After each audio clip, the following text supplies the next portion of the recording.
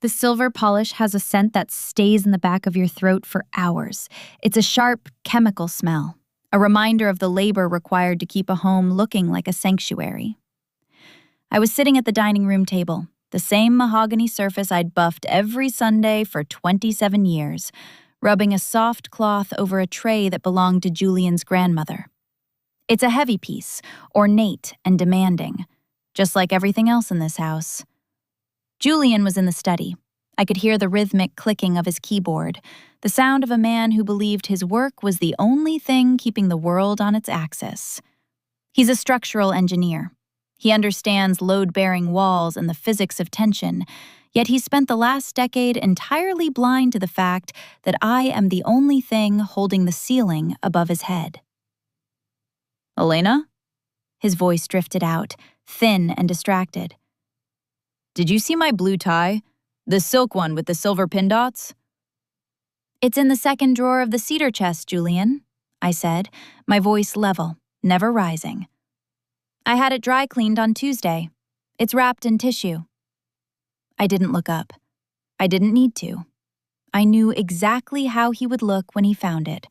A brief flicker of satisfaction that his world was still organized, followed immediately by the total erasure of the person who organized it. To Julian, I had become like the air conditioning, essential, invisible, and only noticed if I stopped functioning. The front door chimes rang, a bright, intrusive sound that didn't belong in the heavy stillness of our Tuesday afternoon. I didn't get up. I knew the rhythm of that knock. It was light, rhythmic, and expectant. My sister, Claire, didn't wait for me to answer. She never does. She entered the dining room like a gust of wind through a library, smelling of expensive jasmine and the frantic energy of someone who has never had to wait for anything in her life. She is 12 years younger than me, a gap that my parents always described as a blessing, though it mostly meant I spent my adolescence changing her diapers while she spent hers being the golden child who could do no wrong. "God, it's like a tomb in here, Elle," Claire said, tossing her designer handbag onto the mahogany. I winced at the sound of the gold hardware scraping the finish.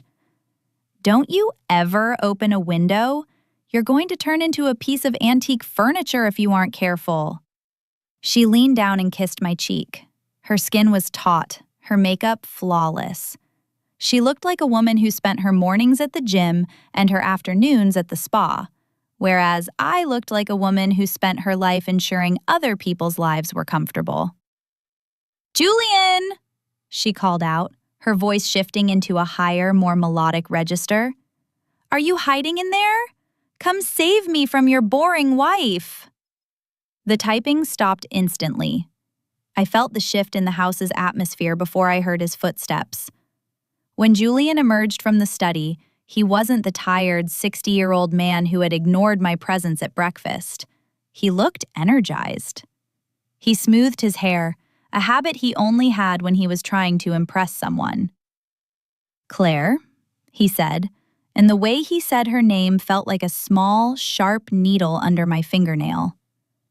"You're early. I thought we were meeting at the restaurant." I paused my polishing.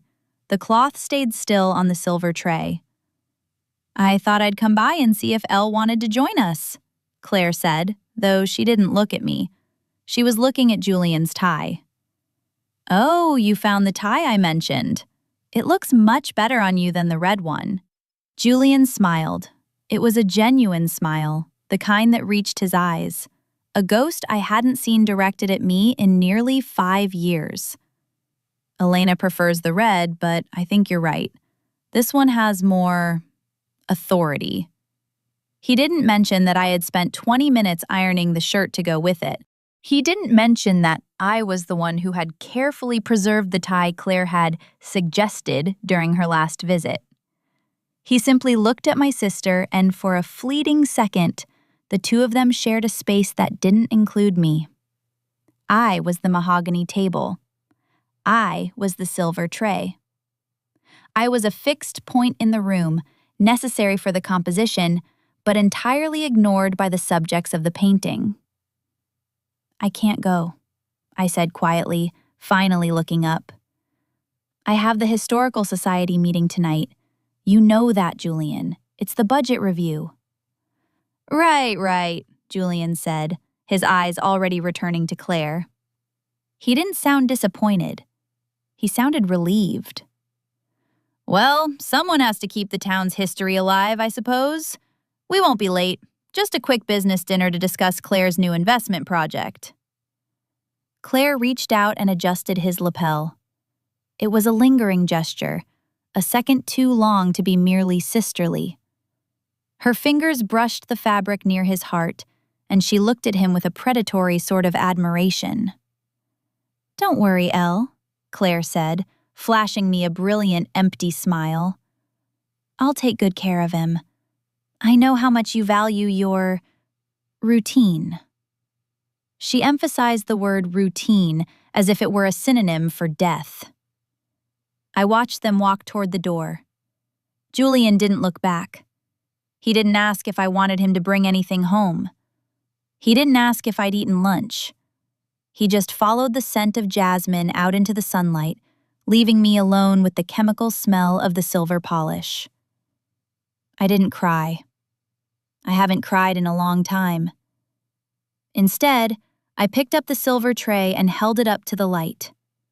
It was gleaming now, so bright it was almost painful to look at. In the reflection, I saw a woman who looked tired, yes, but also a woman who was very, very still. People think that silence is a sign of submission. They think that because I don't scream, I don't feel the weight of their betrayals.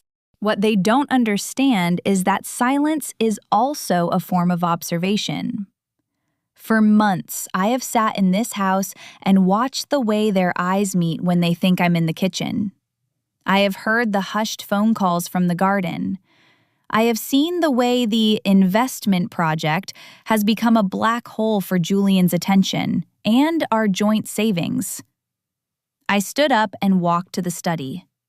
Julian had left his computer open. He always did. He trusted me completely, not because he loved me, but because he couldn't imagine me being anything other than the dependable, boring Elena who polishes the silver and remembers the dry cleaning. I sat in his leather chair. It was still warm from his body. I opened the browser and went to our primary wealth management portal. The numbers were there, laid out in cold, digital ink. Julian had been moving money. Large sums. Loans to Claire's struggling boutique. Consultation fees for her lifestyle brand. He thought he was being subtle. He thought he was helping the vibrant, younger woman he'd grown to crave, while I stayed home and kept the silver bright. I looked at the clock. I had 3 hours before the bank's private wealth office closed. A man like Julian understands structures. He knows that if you remove the right bolt at the right time, the entire bridge will collapse under its own weight. What he doesn't know is that I've been studying the blueprints of our life much longer than he has. I picked up the phone. It was time to make a few calls. Not to Julian, and certainly not to Claire. As I waited for the tone, I looked at the silver tray on the dining table. It was beautiful, but it was empty. Tomorrow, it would be someone else's problem to keep it clean. The bank was a cathedral of marble and hushed whispers, a place where money was treated with more reverence than human life. I sat in Marcus's office, my hands folded neatly over my purse. Marcus had been our private wealth manager for 15 years. He had seen our children's college funds grow and shrink. He had seen the steady climb of Julian's firm. He looked at me now with a flicker of something that might have been pity, though he was too well trained to let it settle on his face. "Elena, I need to be clear," Marcus said, his voice dropping an octave. "The transfers to the CV Lifestyle account are legal. Julian has full power of attorney over the joint brokerage. But the rate of withdrawal, it's not sustainable. How much is left in the primary liquid reserve, Marcus? I asked. My voice didn't shake. I felt like I was watching someone else's life through a telescope. Less than 10% of what was there in January, he replied. And there's the matter of the equity line. Julian took out a second mortgage on the lake house. The funds were moved to a holding company registered in Claire's name 2 weeks ago. The lake house. My father had built that cabin with his own hands. It was the only place where the air felt thin enough for me to breathe. Julian knew what that house meant to me, or perhaps he simply didn't care. In his mind, it was just another asset, a pile of wood and stone that could be converted into fuel for Claire's failing dreams. I see, I said, standing up. I smoothed my skirt, a habit of mine when the world felt untidy. Thank you for the transparency, Marcus. I appreciate you taking the time to meet with me privately. Elena, he called out as I reached the door. I turned. He looked uncomfortable. Does Julian know you're here? Julian believes I'm at the garden center buying mulch for the hydrangeas, I said with a faint, practiced smile. He's very focused on the hydrangeas this year. When I arrived home, the smell of jasmine hit me the moment I opened the door. It wasn't just a scent anymore, it was a territorial marking. Claire's scarf, a vibrant silk thing that cost more than a month of groceries, was draped over the banister like a discarded skin. I heard laughter from the kitchen. It wasn't the polite, measured laughter of a husband and wife. It was the bright, jagged sound of people who were intoxicated by their own secrets. I walked into the kitchen. Julian was standing at the island, a bottle of wine open. Claire was sitting on the counter, an act of casual disrespect for my home that made my chest tighten. She was swinging her legs, her heels clicking against the cabinetry I'd spent hours polishing. "Oh, look who's back," Claire chirped, her eyes shining. "How are the flowers, Elle? Did you find anything that isn't, beige?" "I found exactly what I was looking for," I said. I walked to the sink and began to wash the wine glasses they'd left there. Julian didn't look at me. He was busy pouring another glass for Claire. Claire has the most incredible idea for the boutique's expansion, Elena. A lifestyle hub. It's visionary. The market is wide open for a high-end, curated experience in the city. A hub, I repeated, my back to them. I watched the bubbles in the sink pop and vanish. And this hub requires the lake house equity? The silence that followed was heavy, the kind of silence that precedes a storm. I heard the clink of Julian's glass as he set it down. "Marcus called you," Julian said. It wasn't a question. His voice had lost its warmth. It was now the voice he used for subordinates who had made a clerical error. "Elena, I've told you before to stay out of the firm's financial logistics. You don't have the background to understand the tax advantages of these moves." "I understand the difference between an investment and a gift, Julian," I said, turning around. I dried my hands on a linen towel, folding it precisely. "And I understand that the lake house was my father's legacy, not a bank for Claire's whims." Claire jumped down from the counter, her face twisting into a mask of hurt. She's always been an expert at playing the victim. It's how she's navigated her entire life. "Elle, that's so unfair. I'm working my fingers to the bone to build something. Julian is just being a supportive brother-in-law. He believes in me. Why can't you?" She walked over and tried to put a hand on my arm. I stepped back, a small, controlled movement. Her hand hung in the air, a bridge to nowhere. "It's not about belief, Claire," I said quietly.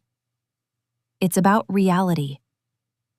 "The reality," Julian snapped, stepping toward Claire as if to shield her from my negativity, is that you have become incredibly small-minded, Elena. You sit in this house, you polish the silver, you worry about the budget, and you've forgotten how to dream. Claire has ambition. She has life. If I choose to back her, it's my prerogative as the primary earner of this family. The primary earner. He had forgotten that when we started, I worked 3 jobs to put him through his master's degree. He had forgotten the inheritance I poured into his first firm. He had forgotten that the very foundation he stood on was built of my sacrifices. "You're right," I said, my voice dropping to a whisper. I have become very small. I have spent 30 years making myself small so that there would be more room for you. Julian scoffed and turned back to Claire. "Don't start with the melodrama. We're going back to the study to finish the proposal. Please try to have dinner ready by 7. We've a lot of work to do." They left the kitchen together. As they walked down the hall, I heard Claire whisper, "I don't know how you've lived with her for this long, Jules. She's like a gray cloud." I stood in my kitchen, the heart of the home I had meticulously maintained for 3 decades. I looked at the wine bottle they'd left on the counter. It was an expensive vintage. One of the bottles Julian had been saving for our 30th anniversary. I didn't scream. I didn't break the bottle. I went to the pantry and pulled out the ledger I'd kept since the day we got married. Every cent, every sacrifice, every loan Julian had taken from our shared life was recorded there. He thinks I am the gray cloud. He thinks Claire is the sun. He doesn't realize that clouds are what bring the rain, and I am tired of holding back the flood. I pulled my phone from my pocket and dialed a number I hadn't called in years. It was a lawyer I'd known before I became Julian's wife, a man who specialized in complex asset dissolution. "Hello, Arthur?" I said when he picked up.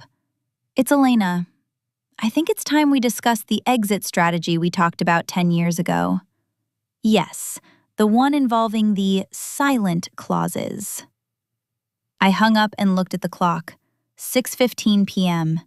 I had 45 minutes to make dinner. I began to chop the onions. I did it with the same precision I used for everything. Julian liked them minced fine so they would disappear into the sauce. He liked things to disappear. But as I worked, I realized something. Claire hadn't stolen my husband. She had simply taken a man who was already hollow. She thought she had won a prize, a wealthy, successful engineer. She didn't see the crumbling infrastructure beneath the surface. She didn't see the debt he was racking up to keep her smiling. And I wasn't going to tell her.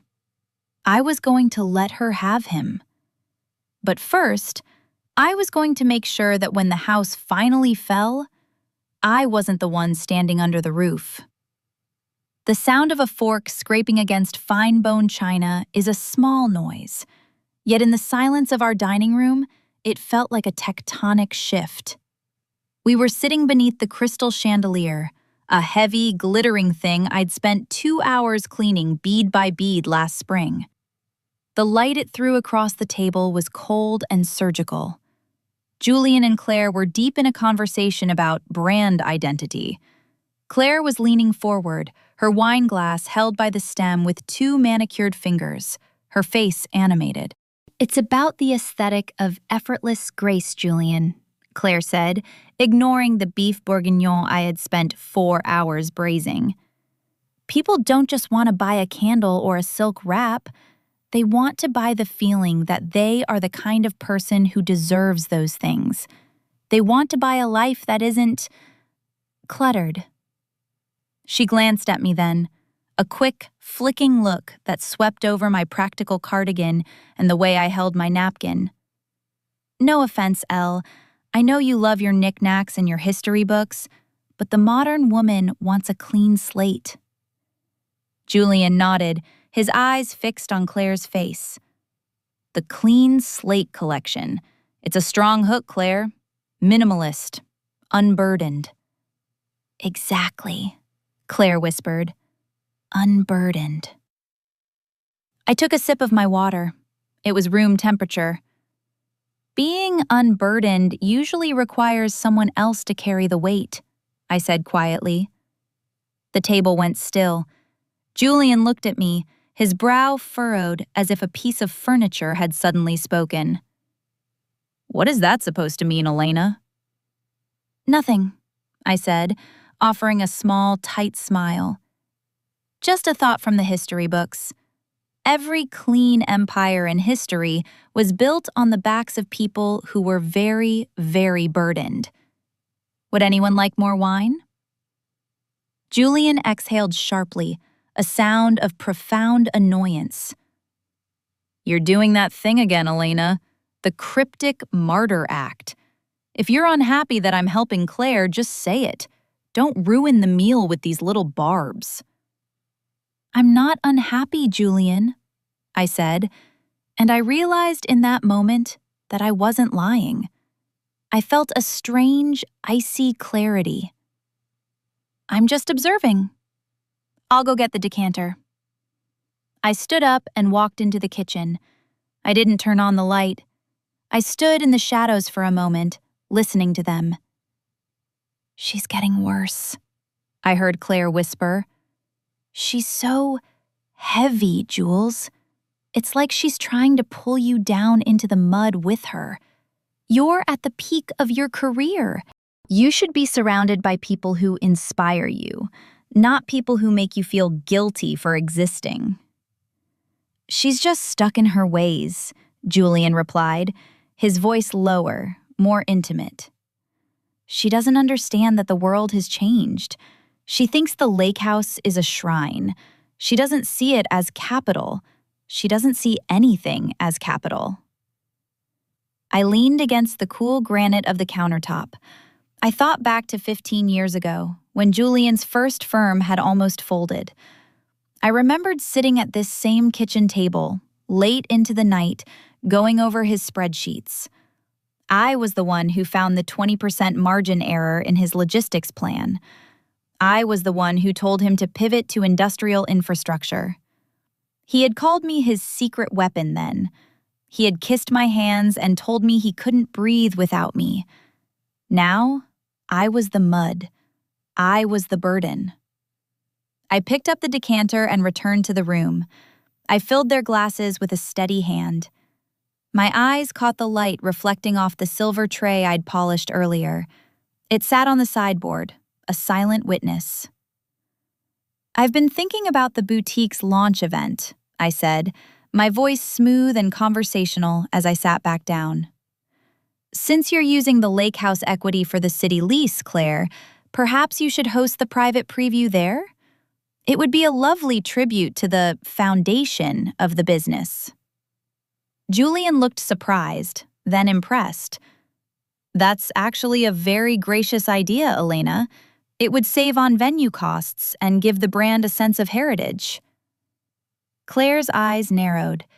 She's smarter than Julian in one specific way. She's a predator.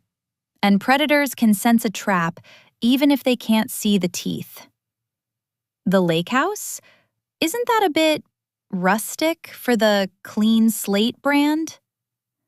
With the right lighting and some white linen, it would be transformative, I said. And besides, it's already paid for. Or rather, it's already being used. I saw the flicker of guilt in Julian's eyes, a small, dying ember. He didn't like being reminded of the mechanics of his betrayal. He wanted the result without the process. We'll consider it, Julian said, closing the subject. After dinner, I performed my usual ritual. I cleared the plates, I rinsed the crystal, I loaded the dishwasher. Julian and Claire went back to the study. I could hear the low murmur of their voices, punctuated by Claire's bright, sharp laugh. It sounded like glass breaking in another room. I went upstairs to our bedroom. the room Julian and I had shared for nearly 3 decades. I walked to the mahogany armoire and pulled out a small, velvet-lined box hidden behind my winter sweaters. Inside was a set of keys and a single yellowed envelope. The silent clauses Arthur had mentioned weren't in our marriage contract. They were in my father's will. My father was a man of the earth, but he was also a man who had seen how the world treated women who gave too much. When he left me the lake house and his minority shares in the local timber mill, he hadn't left them to Julian and Elena. He had left them to me, with a specific stipulation. The property could only be leveraged if the spouse provided a notarized certificate of informed consent regarding the specific debt instrument. Julian had forged my signature on the lake house equity line. I sat on the edge of the bed, holding the envelope. He was so arrogant, so certain of my passivity, that he hadn't even bothered to hide the paperwork well. He assumed I would never look. He assumed I would never ask. He assumed I was just a part of the house, like the wallpaper or the floorboards. I opened the envelope and looked at the document. There it was. My name, written in Julian's precise architectural hand. He had even tried to mimic the slight tilt of my E. In the eyes of the law, it was a felony. But I didn't pick up the phone to call the police. That would be too quick, too loud. A man who builds bridges knows that the most effective way to destroy one isn't with explosives. It's with a slow, invisible oxidation of the bolts. You let the weather do the work. You let the weight of the structure itself become the cause of its demise. I put the document back in the box and tucked it away. I walked to the window and looked out at the driveway. Claire's convertible was parked there, gleaming under the street lamp. She was staying the night again. To save time on the morning strategy session, Julian had explained. I went to the guest room and turned down the sheets. I put a fresh bottle of water on the nightstand and a sprig of lavender on the pillow. I made sure everything was perfect. I wanted Claire to be very, very comfortable. I wanted her to feel like she had already won. I wanted her to move in, bit by bit, until she had fully occupied the space I was preparing to vacate. Because the thing about a clean slate is that once you wipe everything away, you realize there's nothing left to hold you up. I heard their footsteps on the stairs. "Good night, Elena," Claire said as she passed the guest room door. She didn't look at me. She was looking at her phone. "Good night, Claire," I said. "Sleep well. You have a big journey ahead of you." I went into my bedroom and shut the door. I didn't lock it. I didn't need to. Julian wouldn't be coming in tonight. He would be working late in the study, or perhaps he'd find an excuse to bring Claire an extra blanket. I lay down in the dark and listened to the house. It was a house built on 30 years of my silence, and for the first time, the silence didn't feel heavy. It felt like a countdown. The morning light in our kitchen is usually soft, a pale gold that makes the steam from the coffee look like dancing spirits. But this morning, the light felt sharp, catching every stray crumb on the counter and every fine line on my face in the reflection of the toaster. I was at the stove, poaching eggs. Exactly 3 minutes for Julian, 4 for Claire. Julian likes the yolks runny enough to soak into his sourdough. Claire likes hers firm, cleaner, as she puts it. I moved with a mechanical grace, my hands knowing the weight of the pans and the heat of the burners without me having to think. "We're going to need the truck this weekend, Elena," Julian said, not looking up from his tablet. He was already dressed in a crisp white shirt, his sleeves rolled up to the elbows. "I'm taking Claire up to the lake house to start the staging for the Clean Slate preview." "The truck is in for service, Julian," I said, sliding his eggs onto a warmed plate. "I told you on Monday, the brakes were squealing." He looked up then, his expression one of sharp, immediate irritation. "Well, cancel it, or reschedule. I can't fit the display racks in the SUV, and I certainly can't put them in Claire's convertible. I can't reschedule, Julian. It's a safety issue. The rotors are thin. He sighed, a long theatrical sound that signaled his mounting martyrdom. He looked over at Claire, who was sitting across from him, sipping a green juice she'd made using the industrial juicer I'd bought myself for Christmas, and which she hadn't cleaned. "See what I mean?" Julian said to her, as if I weren't standing 3 feet away. "Everything is a hurdle. Everything is a complication. I'm trying to build a future, and I'm being held back by brake pads." Claire reached across the table and placed her hand over his. It was a bold move, right there in front of my coffee mug. "It's okay, Jules. We can rent a van. It's an extra expense we didn't need, but I won't let a little maintenance stop our momentum." She turned her eyes to me, and for the first time, I saw the mask slip. There was a flicker of genuine cruelty there, a triumph so raw it was almost vibrating. "Maybe you should stay here this weekend, Elle. The lake house is going to be so chaotic with the contractors. You'd just be underfoot, and honestly, you look like you could use the rest. All that polishing must be exhausting." I set the plate in front of her. The egg was perfect, firm. "I think you're right, Claire," I said, my voice as smooth as the marble countertops. "I think I'll stay here. I have a lot of filing to catch up on." "Filing?" Julian asked, his interest already waning as he began to eat. "What filing?" "Old records," I said. "Our personal archives. I realized lately how much we've let pile up. It's time for a clean slate of my own, don't you think?" Julian didn't catch the irony. He just nodded, his mouth full of sourdough. "Good. About time you did something productive with your afternoons." Later that day, after they had left in a flurry of excitement and rented equipment, the house fell into a silence so profound it felt like a physical weight. I didn't go to the garden. I didn't go to the historical society. I went to Julian's study. I sat at his desk and opened the bottom drawer. Behind a stack of structural engineering journals was his private ledger, the one he used to track the informal side of his business. Julian is a man who believes he is the smartest person in any room, a trait that makes him incredibly predictable. He likes to see his power in black and white. I turned the pages, my eyes scanning the columns. It was worse than Marcus had described. To fund Claire's boutique, Julian hadn't just used the equity line. He had begun borrowing from the firm's tax escrow account. It was a classic engineer's mistake. He assumed he could replace the structural support before the roof noticed it was missing.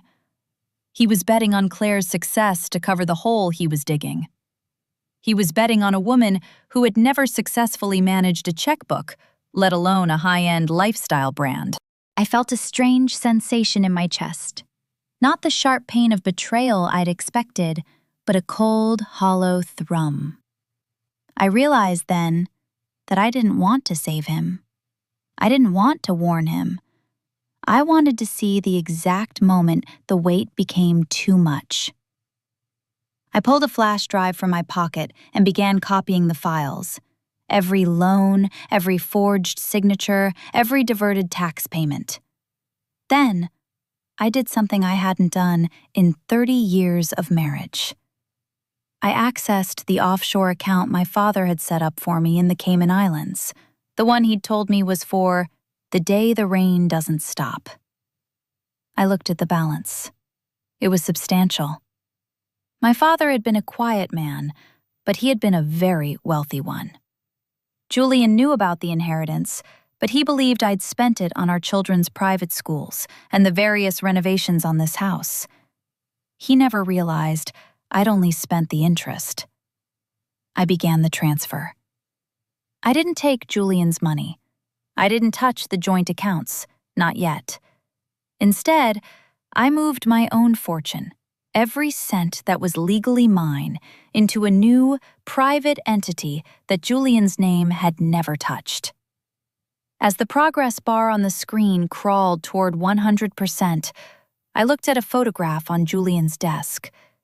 It was a picture of us from 10 years ago, standing on the deck of the lake house. I was smiling, leaning into him. He looked strong, capable. I looked at my face in that photo and realized I didn't recognize that woman anymore. She was a ghost who believed in the structural integrity of her own life. The computer chimed. Transfer complete. I heard the garage door open. They were back early. Probably forgot something. I quickly ejected the drive, closed the drawer, and stepped out of the study just as Julian and Claire came through the mudroom. They were laughing, their faces flushed from the wind.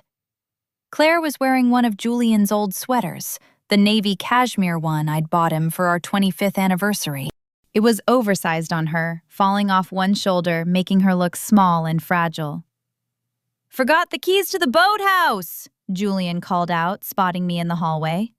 He didn't ask why I was standing near his study. He didn't even look at my hands. "Elena, where are they? I checked the hook."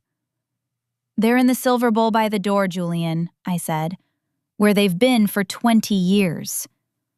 "Right, of course." He grabbed them, his fingers brushing mine for a split second. His skin felt cold. Claire leaned against the doorframe, watching me. She took a slow, deliberate sip from a bottle of water. "You okay, Elle? You look a little pale. Maybe the filing is too much for you." "I'm fine, Claire," I said, meeting her gaze. "I just realized that I've been holding on to a lot of things that don't have any value anymore. It's liberating to let them go." She smiled, a thin, sharp line. "Exactly. That's the spirit of clean slate. Out with the old, in with the new." "Yes," I whispered. "Exactly."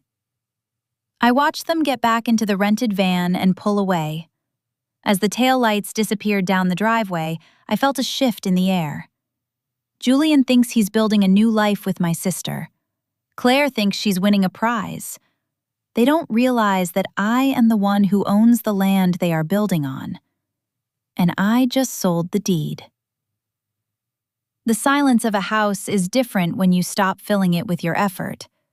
For decades, I was the white noise of this home. The hum of the dryer, the hiss of the iron, the clink of silverware being organized. When I stopped, the silence became jagged. It had edges. Monday morning arrived with the usual frantic energy of Julian preparing for the work week. Typically, I would have his three-piece suit brushed, his coffee at the exact temperature of 65 degrees, and his briefcase sitting by the door with a curated lunch tucked inside. Today, I sat at the breakfast nook with a single cup of tea and a book of poetry I hadn't opened since university. The kitchen was cold. The coffee pot was empty. Julian descended the stairs, his movements hurried. "Elena, where's my charcoal suit? I have the board meeting for the Civic Center project this morning." I didn't look up from the page. "It's in the laundry room, Julian. In the hamper." He stopped mid-stride, his leather shoes clicking sharply on the hardwood. "The hamper? Why is it in the hamper? I told you I needed it for today." "I didn't get to the dry cleaning this weekend," I said, my voice steady, almost conversational. "I was busy with my filing. You remember, my productive afternoons?" I felt his gaze on the back of my neck, a mixture of confusion and mounting heat. He walked into the kitchen, his shadow falling across my book. He looked at the empty coffee pot, then at me. "You're wearing your robe," he said, as if accusing me of a crime. "It's 8:30. You're always dressed by 7. "I decided to have a slow morning," I replied. I finally looked up. His face was a map of irritation, his skin slightly flushed. He looked older, without the armor of his perfectly pressed suit. The world didn't end, did it? There's bread in the pantry if you want toast. I don't have time to make toast, Elena. I have a meeting. He turned on his heel and stormed toward the laundry room. A moment later, I heard the sound of the hamper being rummaged through, followed by a low string of curses. The front door opened, and Claire walked in. She was staying in the guest room indefinitely now, claiming her apartment was too distracting for the creative process of the launch. She was wearing a silk robe, one of mine, I noticed, and her hair was a mess of expensive blonde waves. "What's all the shouting?" she yawned, leaning against the doorframe. She looked at me, then at the empty table. "No breakfast? I was hoping for those lemon ricotta pancakes you make, Elle. I'm famished." "The flour's in the cupboard, Claire," I said, turning the page of my book. "The pans are in the lower cabinet. I'm sure you can figure it out. You're a visionary after all." Claire's eyes sharpened. The sleepy sister act vanished, replaced by a cold, calculating stare. She walked over and pulled the chair out across from me, sitting down with a deliberate heaviness. "Are we having a little tantrum, Elena?" she asked, her voice dropping to that sugary, lethal tone she used when she wanted to hurt someone. "Is this because Julian took me to the lake house? Honestly, it's beneath you. We're working. This isn't a vacation." "I'm not having a tantrum, Claire," I said. "I'm practicing your philosophy. I'm clearing the slate. I realized I was spending so much time feeding and clothing people who don't seem to notice I exist that I forgot to nourish myself." Julian returned to the kitchen, clutching his crumpled suit. He looked disheveled and desperate. "I'm going to have to wear the navy one from last week. It has a spot on the lapel. This is ridiculous, Elena. What is wrong with you lately?" Before I could answer, the landline on the counter rang. We rarely use the landline. It's mostly for solicitors and the occasional automated appointment reminder. Julian moved to grab it, but I was closer. I picked up the receiver. "Hello?" "Mrs. Sterling?" a neutral, professional voice asked. "This is Sarah, from the compliance department at First Regional Bank. I'm calling regarding the additional documentation required for the equity line drawdown on the lakeside property." I felt Julian freeze. He was standing 3 feet away, his eyes locked on the phone. His face went from flushed to a sickly grayish pale. "Yes, this is Elena Sterling," I said, my voice as clear as a bell. Julian stepped forward, reaching for the phone. "I'll take that, Elena." "It's probably just a business call for the firm." I pivoted away from him, my back to the counter. "Oh? The compliance department? How interesting. Julian, they say they need more documentation for the lake house. Did you forget to include something in the application?" The air in the kitchen felt like it had been sucked out by a vacuum. Claire looked between us, her expression shifting from boredom to a sharp, panicked alertness. She knew exactly what that money was for. "Elena, give me the phone," Julian hissed. It wasn't a request. It was a command, vibrating with a suppressed rage that made the hair on my arms stand up. "The representative is still on the line, Julian," I said, holding the receiver just out of his reach. "Should I tell her that I'm standing right here? That I'm happy to provide any informed consent she might need? Or perhaps we should discuss why she's calling me for documentation I supposedly already signed?" I saw the exact moment Julian's world began to tilt. He saw the document in my mind's eye, the forged signature, the felony he'd committed in the name of his own ego and my sister's greed. He realized that the silent wife wasn't just quiet, she was dangerous. "Mrs. Sterling?" the voice on the phone asked. "Are you still there?" I looked Julian directly in the eyes. I saw the fear there. Not the fear of losing me, but the fear of losing his status, his career, and his freedom. "I'm here," I said into the phone. "Actually, my husband is right here. He's very anxious to speak with you.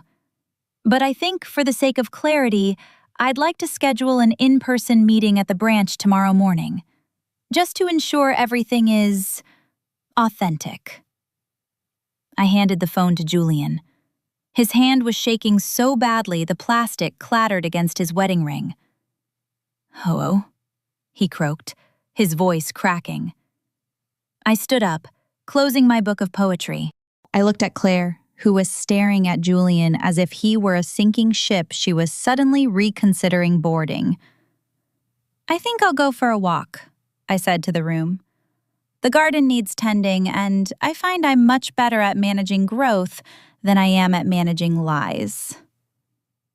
As I walked out of the kitchen, I heard Julian's frantic, hushed tones as he tried to talk his way out of a corner that had no exits.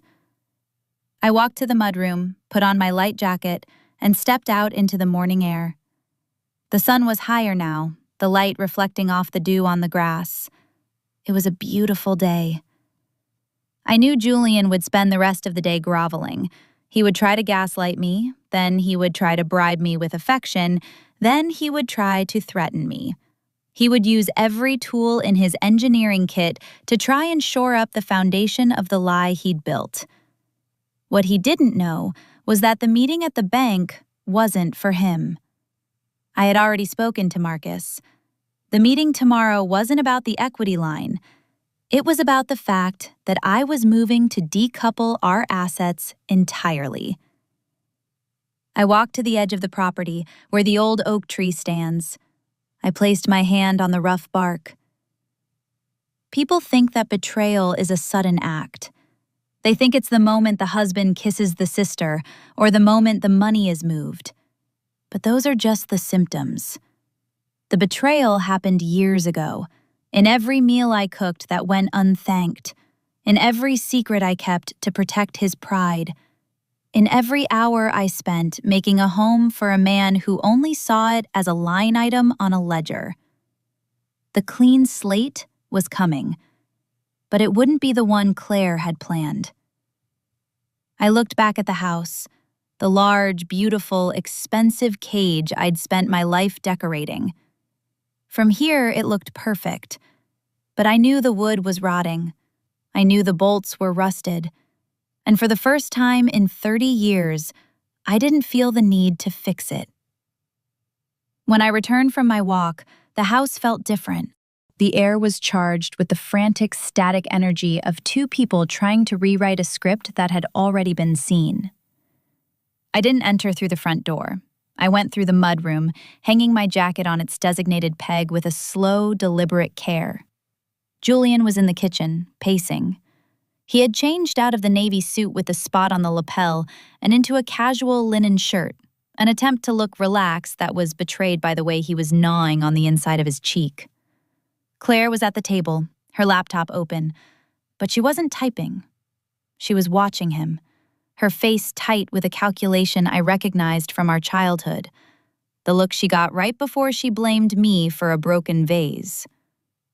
"Elena," Julian said, stopping his pacing the moment he saw me. He tried to soften his face into a mask of husbandly concern, but his eyes remained hard, darting toward the phone on the counter. "There you are. I was worried. We really should talk about that call from the bank.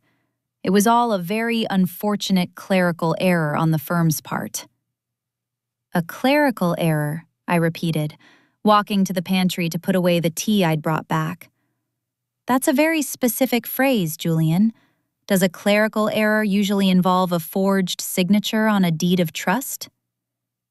The word forged hung in the air like a plume of smoke. Julian flinched. He stepped toward me, his hands raised in a placating gesture. "It wasn't a forgery, Elena. Not in the way you're thinking. I was under immense pressure to secure the lease for Claire's space before the quarter ended. You were at that retreat in the mountains. I couldn't reach you. I thought I knew you'd support the vision. I just helped the process along. It was a technicality." "I see," I said. I pulled out a bag of flour and set it on the counter. I began to measure it out, the white powder puffing up in small, silent clouds. "A technicality that puts our home and my father's land at risk. A technicality that constitutes a felony." "Elle, please," Claire interjected, her voice smooth and pleading. She stood up and walked over, trying to catch my eye. "Don't be so dramatic. Julian did it for us, for the family. My boutique isn't just a shop, it's an asset for all of us. When it takes off, we'll pay back the equity line in 6 months. It's a bridge loan, essentially." I looked at her.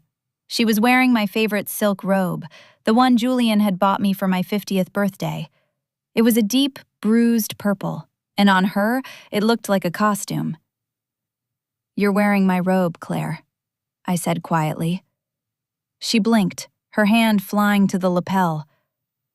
"Oh, I just grabbed it.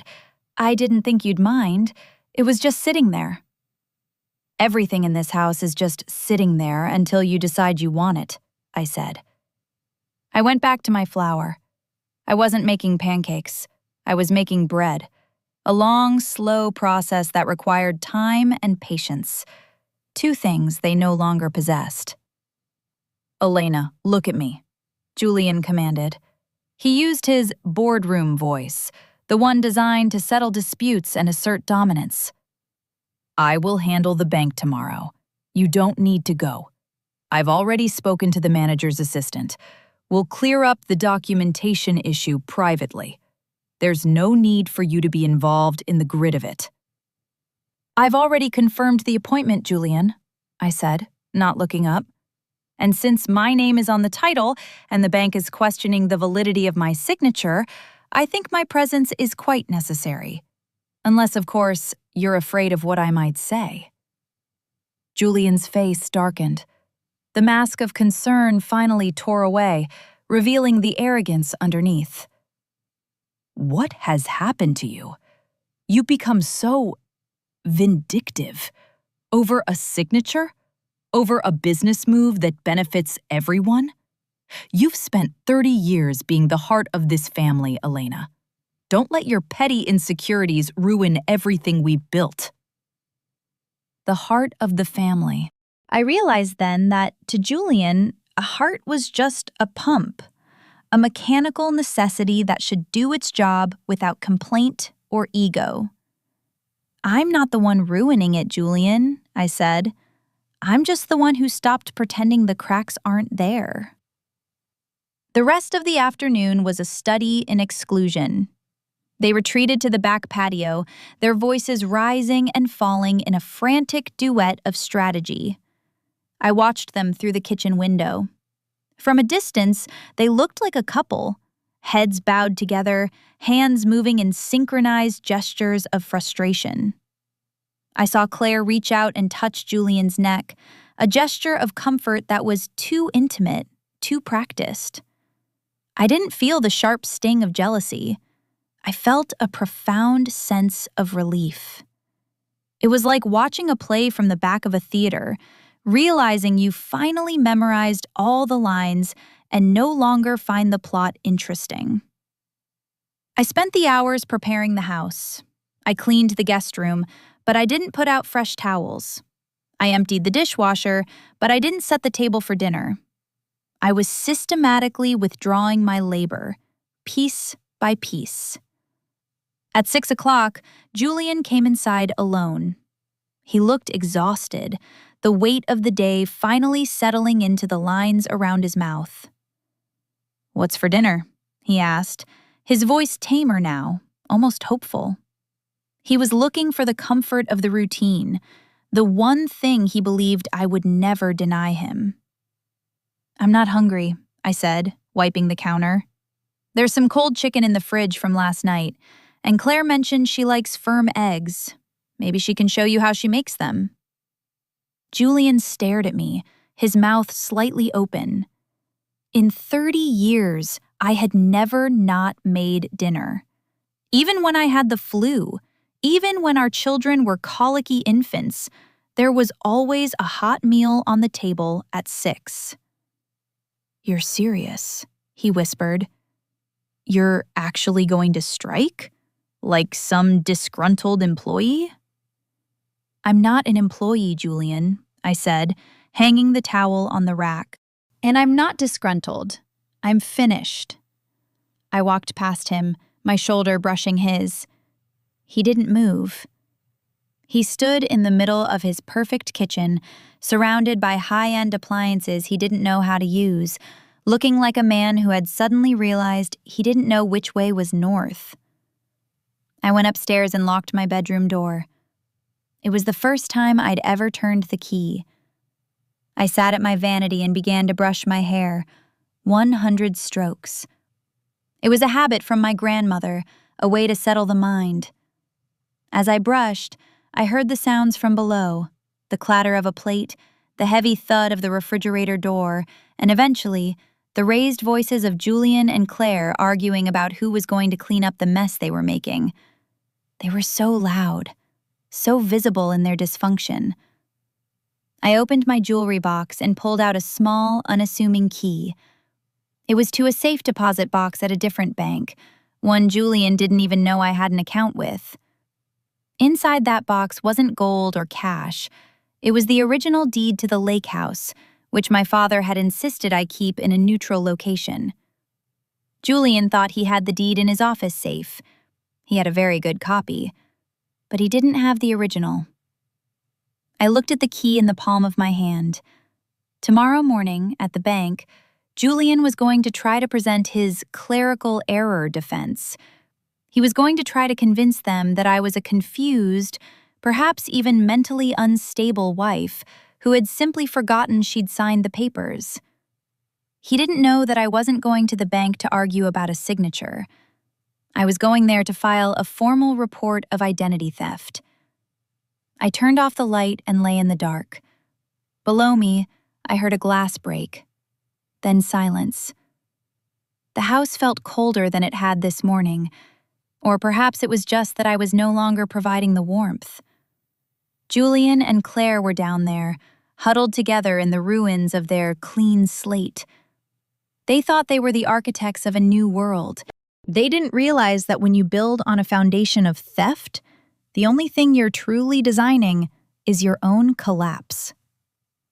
The morning of the bank meeting arrived with a heavy gray fog that clung to the windows, blurring the edges of the world. I woke up at my usual time, 6 a.m., but for the first time in nearly 30 years, I didn't get out of bed to start the kettle. I lay there, watching the shadows of the tree branches dance against the ceiling. From downstairs, I heard the sounds of a house in distress. A cupboard door slammed, the distinct metallic clatter of a toaster being shaken upside down. Then, the raised, muffled voice of Julian, calling my name. I didn't answer. I stayed in the silence of my room, which smelled of lavender and the faint, dusty scent of the old books on my nightstand. When I finally descended an hour later, the kitchen was a battlefield. A puddle of spilled milk sat on the island, ignored. Crumbs were scattered across the floor like tiny, jagged rocks. Julian was standing at the counter, his tie crooked, trying to use a damp paper towel to scrub a coffee stain off his cuff. He looked up at me, his face a mask of disbelief and fury. "Where have you been?" he demanded, his voice trembling with the effort to remain under control. "The car leaves in 20 minutes. I've had to find my own breakfast, my own clothes, and I can't find the folder I left on the hall table."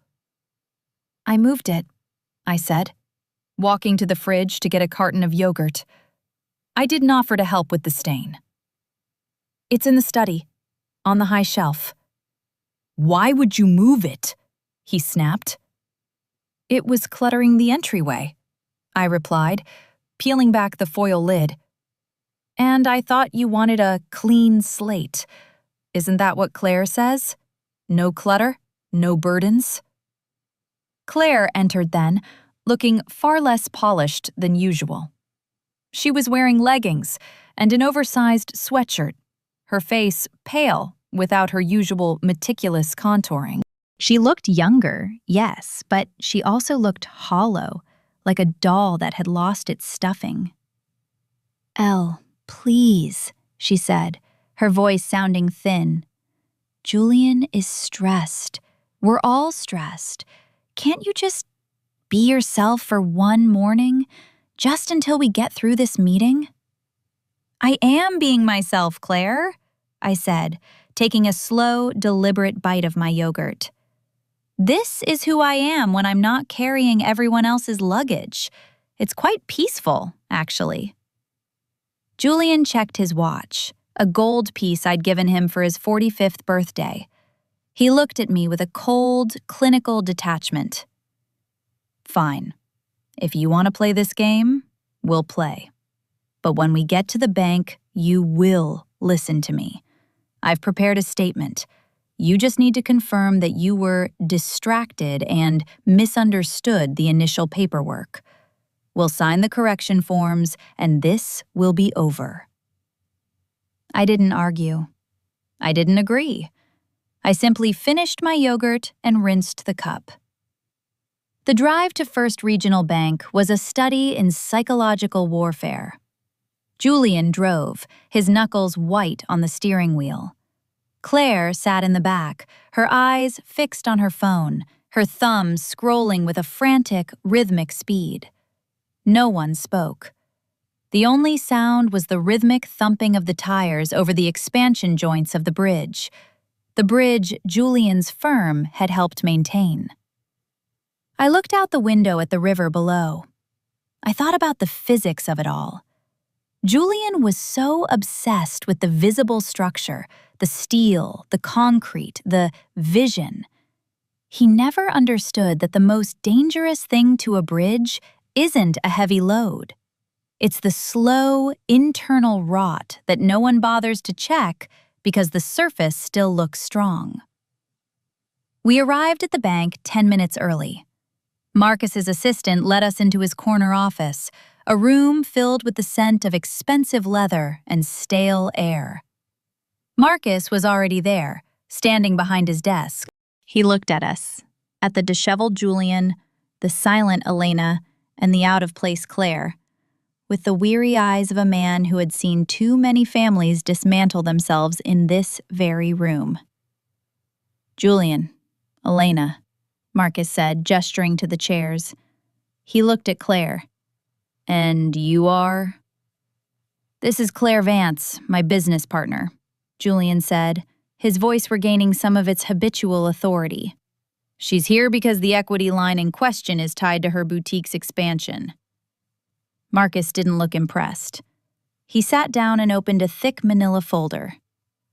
"Let's get straight to it. We conducted an internal audit following the compliance flag. The certificate of informed consent for the lakeside property loan was flagged for signature irregularities. Elena, we need to verify your signature on this document." He slid a paper across the desk. It was the one I'd seen in Julian's study. The E with the slight tilt. Julian leaned forward, his hand hovering near the paper. "Marcus, as I explained on the phone, Elena had a very busy schedule that month. She may have signed it in a hurry, or perhaps I helped her with the filing, and there was a misunderstanding about which page was which. It's a simple administrative hiccup." The air in the room felt heavy, pressing against my chest. I looked at the signature. Then I looked at Julian. He was watching me, his eyes pleading, commanding, threatening, all at once. Behind him, Claire was leaning forward, her breath hitching in her throat. She knew that her vision depended entirely on the lie Julian was asking me to tell. This was the moment, the point of no return. "Is this your signature, Elena?" Marcus asked, his voice gentle but firm. I felt a strange, cold calm wash over me. I reached into my purse and pulled out a small, leather-bound notebook. It was my personal diary from the month the document was dated. On the 14th of March, I said, my voice steady and clear. I was in the hospital in the city. My aunt had suffered a stroke. I was there for 72 hours straight. I didn't see Julian, and I certainly didn't sign any bank documents. Julian's face went white. Elena, you're confused. That was the week after. I have the hospital parking receipts right here, Julian, I said, tapping the notebook. And more importantly, Marcus, I have the original deed to the lake house in my safe deposit box downstairs, the one that specifically states that no leverage can be placed on the property without a notarized, in-person signature at this branch. I turned to look at Julian. He looked like he'd been struck. The arrogance was gone, replaced by a raw, naked panic. I didn't sign this, Marcus, I said, turning back to the banker. And I would like to know who did, because if it wasn't me, then this is a fraudulent instrument. Elena, stop, Claire cried out, her voice cracking. You don't know what you're doing. You're going to destroy him. You're going to destroy everything. I'm not destroying anything, Claire, I said, not even looking at her. I'm just describing the ruins. Marcus looked at the document, then at Julian, then at me. He picked up his phone. I need to call our legal department. Julian, I suggest you and Ms. Vance step out into the lobby for a moment. I need to speak with Elena privately. Julian stood up, his movements jerky and uncoordinated. He looked at me as if I were a stranger, a dangerous, unpredictable creature he had accidentally invited into his home. He opened his mouth to say something, but no words came out. He just turned and walked out, Claire trailing behind him like a ghost. When the door clicked shut, Marcus sighed and leaned back in his chair. Elena, do you have any idea how much trouble he's in? I have a very good idea, Marcus, I said, but he's been in trouble for a long time. He just didn't notice because I was the one keeping the books balanced. I leaned forward, my voice dropping to a whisper. Now, I want to talk about the silent clauses in my father's trust, the ones that allow me to freeze all joint assets in the event of suspected fiduciary misconduct. I saw the curiosity in Marcus's eyes. He knew then that I wasn't just a victim. I was the architect of the aftermath. Something is coming, isn't it? Marcus asked. Yes, I said. The rain is finally starting, and I'm the only one with an umbrella. The walk from Marcus's office to the lobby felt like descending into a deep, pressurized chamber where the air was too thick to breathe. Julian was several paces ahead of me, his walk stiff and mechanical, the gait of a man trying to outrun a shadow.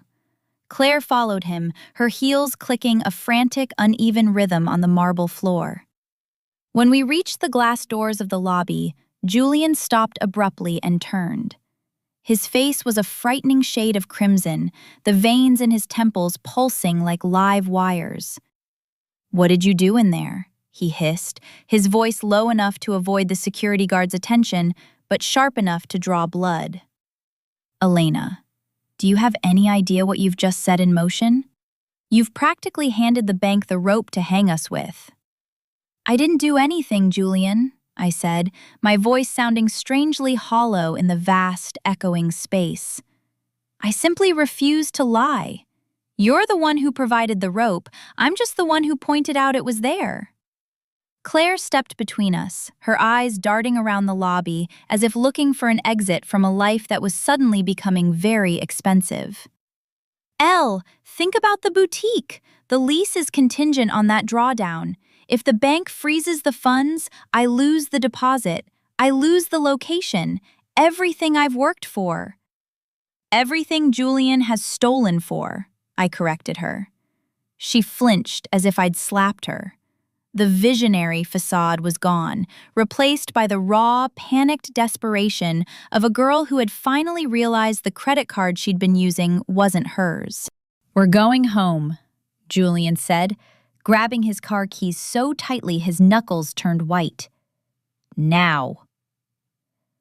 The drive back was the loudest silence I've ever experienced. Julian drove with a reckless precision, overcorrecting every turn. In the back seat, Claire was crying. Not the loud, ugly sobbing of genuine grief, but the soft, manipulative whimpering she used to get our father to buy her whatever she wanted. It was a sound designed to elicit a protector's response.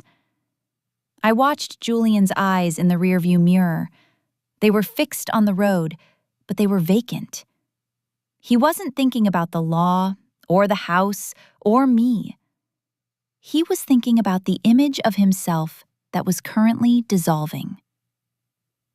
When we pulled into the driveway, the sight of our home felt like a mockery. The manicured lawn, the white columns, the carefully chosen shutters. It all looked like a stage set for a play that had been canceled. Inside, the house felt tomb cold. The smell of the spilled milk from the morning had soured, a thin, acidic scent that permeated the kitchen. Julian didn't even take off his coat. He went straight to his study and slammed the door. Claire stood in the middle of the kitchen, looking at the mess. She looked at the puddle of milk, then at me, her face twisting into a mask of pure resentment. "You're so smug, aren't you?" she spat. "Sitting there in your quiet little world, watching everyone else struggle while you play the saint.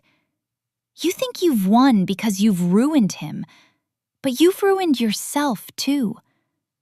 Where do you think your comfortable life comes from, Elle? It comes from his work, from his risks. My comfortable life, as you call it, was built on my inheritance and my labor, Claire," I said, walking to the sink and picking up a sponge. "Julian didn't build this. He just managed the decline. And as for you, you didn't win a prize.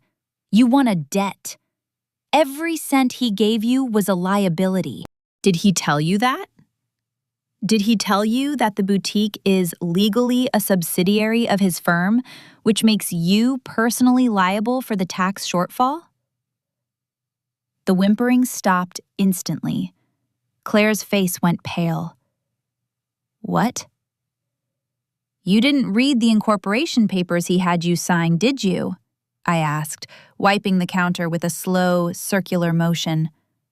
"He told you it was for protection? But Julian always protects the structure, not the people inside it. He tied your boutique to his firm's tax ID. If he goes down for the escrow diversion, the IRS doesn't just look at his bank accounts. They look at yours." Claire backed away from me, her hand hitting the edge of the island. "He wouldn't do that. He loves me." "He loves the way you make him feel," I said, looking her in the eye. "He loves being the hero of your story because he's long since stopped being the hero of mine. But heroes are expensive, Claire, and Julian is out of money." I left her standing there, the realization sinking into her skin like a cold rain. I went upstairs to the linen closet. I began to pull out the extra blankets and the guest towels. I didn't do it because I was being a good hostess. I did it because I was preparing for a long, hard winter. As I worked, I heard the sound of Julian's study door opening. I heard his heavy footsteps on the stairs. He didn't go to Claire. He came to me. He stood in the doorway of the linen closet, his tie finally removed, his collar open. He looked smaller than he had this morning. The structural engineer was gone, leaving only a man who had built a life on a foundation of sand. "The bank sent an email," he said, his voice flat. "They've suspended all joint accounts pending a full forensic review. My corporate card was declined 5 minutes ago when I tried to pay the firm's insurance premium." "I know," I said, folding a white towel. I requested the freeze. It's part of the silent clause in my father's trust. Any suspected irregularity in the use of the lake house as collateral triggers an automatic audit of all linked accounts. Julian leaned against the doorframe, closing his eyes. Why, Elena? Just tell me why. If you wanted a divorce, you could have asked. If you were unhappy, we could have talked. Why destroy the firm? Why destroy me? I didn't destroy the firm, Julian. You did that when you started treating the tax escrow like a personal piggy bank for your mistress, I said. And I'm not destroying you. I'm just stopping you from using me as a human shield. She's your sister, he whispered, as if that were a magic word that should make me forgive everything. And you were my husband, I replied. Names don't seem to mean much in this house, do they? He stayed there for a long time, watching me fold the towels. I didn't stop. I didn't look at him. I just kept moving, keeping the rhythm of the household, even as the walls were being stripped bare. Eventually, he turned and walked away. I heard him go into the guest room, the room Claire was staying in. But I didn't hear the sound of comfort. I heard the sound of an argument. Their voices were low, jagged, filled with the kind of mutual accusation that only happens when two people realize they've been conning each other. I walked to the window and looked out at the garden. The fog was thinning, revealing the dormant flower beds and the skeletal trees. I thought about the prize my sister thought she had won. She thought she was taking the man and the money. She didn't realize that without me to maintain the illusion, there was no man, and there was certainly no money. There was only a crumbling structure and a very large bill. I reached into my pocket and felt the weight of my father's original deed. Tomorrow, the forensic auditors would arrive. They would see the forged signatures. They would see the diverted funds. And they would see that I was the only person with a clean slate. But as I stood there, I felt a sudden, sharp pang of something I hadn't expected. It wasn't pity. It was the realization that even when you win, you still have to live in the ruins of what was lost. I went to my bedside table and picked up the phone. I had one more call to make. Arthur? I said when the lawyer answered. It's Elena. I need you to file the secondary injunction, the one regarding the private life insurance policies Julian took out in my name. Yes, the ones he's been using to secure his personal loans. I hung up and sat on the bed. The dependency was finally clear. Julian and Claire weren't independent agents building a new world. They were parasites who had mistaken the host's patience for weakness. And the host was finally, quietly, turning off the lights. The sound of the rain was different that night. It didn't tap against the glass, it lashed, a heavy, rhythmic beating that felt like the house was being interrogated. I sat in the darkness of the small breakfast nook, my hands wrapped around a mug of tea that had long since gone cold. I didn't turn on the lights. I wanted to see the world as it was, without the artificial glow I usually provided. Upstairs, the house was alive with the sound of panic. I heard the muffled, frantic pacing in the guest room and the intermittent, sharp ring of Julian's cell phone, a sound he had stopped answering an hour ago. The dependency of a man like Julian is a strange, quiet thing. He believes he is independent because he signs the checks, but he has no idea how the electricity remains on, how the pantry stays stocked, or how the very social fabric of his life is woven. He is a captain who doesn't know where the engine room is. The door to the study creaked open, and a sliver of yellow light cut across the hallway. Julian emerged. He wasn't wearing a suit anymore. He was in a tattered sweatshirt I usually reserved for gardening, his hair standing up in tufts where he'd been running his hands through it. He looked like a man who had been hollowed out. "Elena?" he whispered into the dark. "Are you in here?" "I'm here, Julian," I said.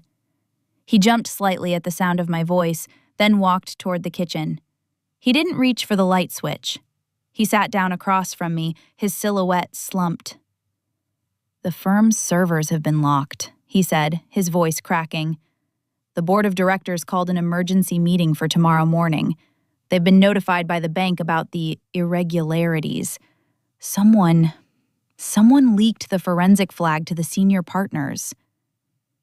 "I imagine a forensic flag is difficult to keep quiet in a firm that prides itself on integrity," I said. He leaned forward, his face illuminated only by the faint glow of the street lamp outside. "I need you to come with me tomorrow, to the board. If you stand by me, if you tell them it was a joint decision, a private family matter regarding the lake house, they might hold off on a formal vote of no confidence. We can fix this, Elena. I can get a private loan from the Miller Group to cover the escrow gap." "The Miller Group?" I asked, a small, cold smile touching my lips. "Julian, the Millers are my cousins. They haven't spoken to you without me present in 15 years. Do you honestly think they're going to lend you $300,000 to cover a fraud you committed against me?" The silence that followed was absolute. For the first time, the reality of his isolation seemed to hit him. He had spent years treating my family like an extension of his own brand, forgetting that the blood tie was to me, not to his engineering firm. "I've spent 30 years building that company," he whispered. 30 years. And you're just going to watch it burn? "You lit the match, Julian. I'm just the one who stopped bringing the water." Before he could respond, the sound of footsteps on the stairs interrupted us. Claire walked in, carrying a stack of papers. She looked exhausted, her eyes red-rimmed. She ignored me entirely, focusing her frantic energy on Julian. "Jules, look at these," she said, dropping the papers on the table. "The contractor for the boutique just sent a formal stop work order. They say the last 2 checks bounced. And the landlord for the city space, he's threatening to change the locks by noon tomorrow if the wire isn't confirmed." She finally looked at me, her expression one of pure, unadulterated hatred. "You've really done it, haven't you? You've destroyed your own sister's future just to prove a point. You always were jealous of me, Elena, even when we were kids. You couldn't stand that I had a spark, that I wanted more than just this." She waved her hand vaguely at the kitchen, at the life I had built. "The spark you're referring to, Claire, is usually called entitlement," I said, standing up. My knees ached, a reminder of the years I'd spent on them, scrubbing the very floor she was standing on. "You didn't want more. You wanted mine. And Julian was more than happy to give it to you, because he thought he was buying a version of himself that was still young and relevant." "That's not true!" Claire shouted. "Isn't it?" I asked. I walked over to the counter and picked up a small, leather-bound book. It was the household ledger from 5 years ago. I flipped to a marked page. "5 years ago, Claire, you asked for a loan for that organic textile line. Julian gave it to you. He took it from our daughter's wedding fund. I replaced it with my own savings so she wouldn't know her father had traded her wedding for your whim. Did you ever pay that back?" "No. You bought a car." Julian looked away, his jaw tightening. "And now," I continued, my voice gaining a weight that seemed to press them both down into their chairs. "You've drained the lake house equity. That house was supposed to go to our children. It wasn't yours to take, and it wasn't Julian's to give." "We were going to replace it!" Julian snapped, a flash of his old arrogance returning. "The boutique was a high-growth investment. The projections were a fantasy, Julian. You're an engineer. You know that if the math doesn't work on paper, it doesn't work in the world. You ignored the math because you liked the way she looked at you when you signed the checks." The tension in the room was a physical thing, a cord stretched to the point of snapping. Claire looked at Julian, then at me. I saw the dependency in her eyes, the realization that the man she thought was her benefactor was actually a man in a free fall. "What are we going to do?" Claire asked, her voice small and childlike. It was the same voice she'd used when she was 6 and had broken our mother's china. "I know what I'm going to do," I said. I walked to the hallway and picked up my purse. "I'm going to stay at a hotel tonight. I find I can't sleep in a house where the foundation has been so thoroughly compromised." "Elena, you can't leave," Julian said, standing up. "We have the board meeting. We have the bank. We have to figure this out." "No, Julian. You have a board meeting. You have a bank. I have a lawyer. And I have a clear conscience." I walked toward the front door. As I passed the hall mirror, I caught a glimpse of myself. I didn't look like the gray cloud Claire had described. I looked like a woman who had finally put down a load she'd been carrying for a lifetime. "Wait!" Julian called out, his voice desperate. "Who is going to handle the press? They're going to be at the office tomorrow. You're the one who handles the PR for the firm's charity wing. You know how to talk to them." I stopped at the door, my hand on the cold brass knob. I turned back to look at them. 2 people who had spent their lives believing that my labor was a natural resource, like water or air, something that would always be there regardless of how they treated the source. "I think," I said, "that the Clean Slate brand should handle the press, Julian. It's all about being unburdened, isn't it? Well, consider yourselves unburdened by me." I stepped out into the rain. The cold air felt like a benediction. Behind me, in the house I had kept perfect for 27 years, I heard the sound of something heavy falling. A vase? A chair? It didn't matter. I got into my car and started the engine. As I pulled out of the driveway, I looked in the rearview mirror. The lights in the house were flickering. I drove away, but as I reached the end of the street, my phone buzzed in the cup holder. It was a text from our eldest son, Thomas. "Mom, why is the lake house listed for foreclosure on the county website? What's going on?" I gripped the steering wheel, my knuckles white. The one thing I had tried to protect, the children's perception of their father, was the next wall to fall. And I knew that when Thomas found out the truth, he wouldn't look to Julian for answers. He would look to me. The dependency wasn't just financial. It was the weight of their entire reality. And I was the only one left holding the truth. The hotel room was a masterpiece of beige and anonymity. It was exactly what I needed. A space where no one knew my name, no one expected me to find their missing socks, and no one was currently plotting to use my heritage as a revolving credit line. I sat on the edge of the bed, the white duvet crisp and cold beneath my hands. The television was on, muted, the flickering light casting long, rhythmic shadows across the room. My phone buzzed again. It wasn't Thomas this time. It was Sarah, my youngest. "Mom, Thomas called me. He's losing it. He says the lake house is in foreclosure. Please tell me he's just being dramatic. Is Dad okay? Is Dad okay?" It was the natural question, the one they had been trained to ask for 2 decades.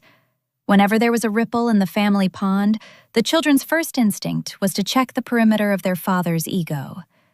I had spent their entire childhoods ensuring that the answer to that question was always yes, even when I was the one holding the stitches together.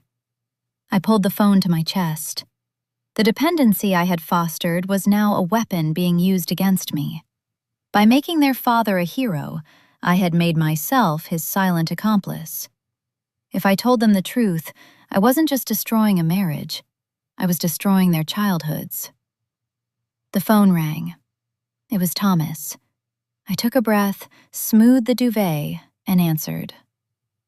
"Mom?"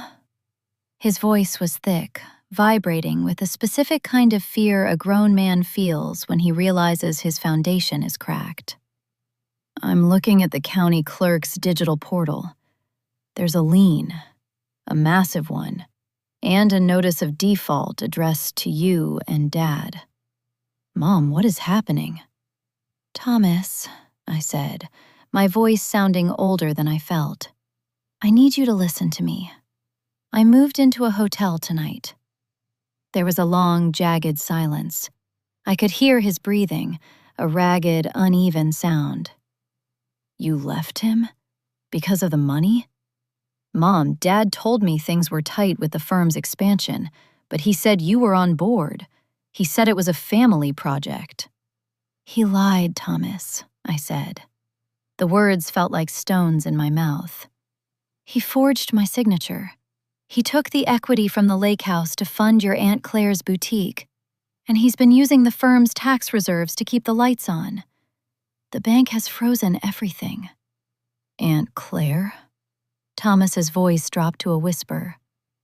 But she's family. Why would he? Because she's a prize he thought he could afford, I said. And he thought I would be too quiet to notice that he was paying for her with your inheritance. I heard a muffled sound on the other end, the sound of a man hitting a wall or a desk. I'm coming to the house. I'm going to talk to him. Don't, Thomas, I said. He isn't the man you think he is. And Claire, she's there, staying in the guest room. They are currently deciding who to blame for the fact that the math finally stopped working. I don't believe this, Thomas choked out. Everything we did, the summers at the lake, the way he talked about integrity, it was all a lie?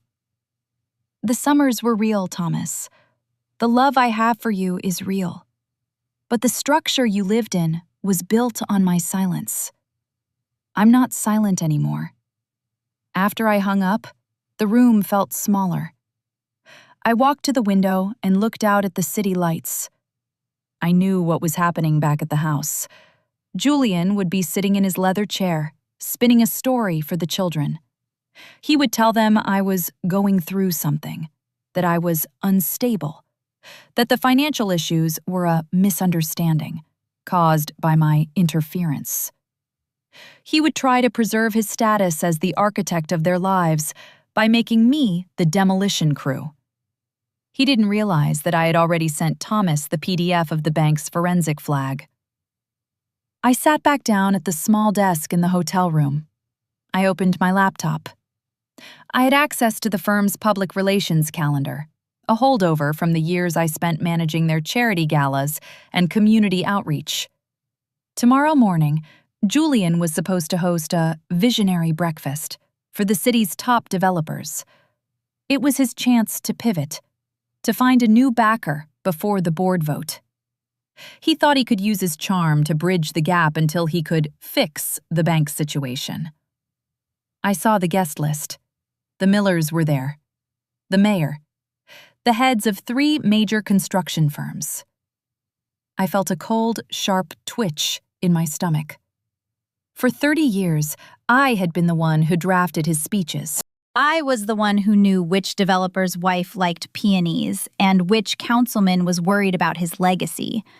I was the social lubricant that made Julian's vision palatable. I began to type. Not a speech, not a memo. I sent a blind copy email to the entire guest list. Dear friends and partners, it is with deep regret that I must inform you that tomorrow's visionary breakfast has been canceled due to an ongoing internal audit and legal restructuring within the Sterling Group. We appreciate your patience during this private family transition. Sincerely, Elena Sterling. It was the ultimate act of social sabotage. By using my own name, the name they trusted, I was effectively pulling the rug out from under his last-ditch effort. Without that breakfast, he had no platform. Without the platform, he had no leverage. As I clicked send, I realized that I was finally using the dependency he had created. He had made me the face of his integrity so that he could be the brain of the business. He never realized that the face is what people look at when they're deciding whether or not to trust the brain.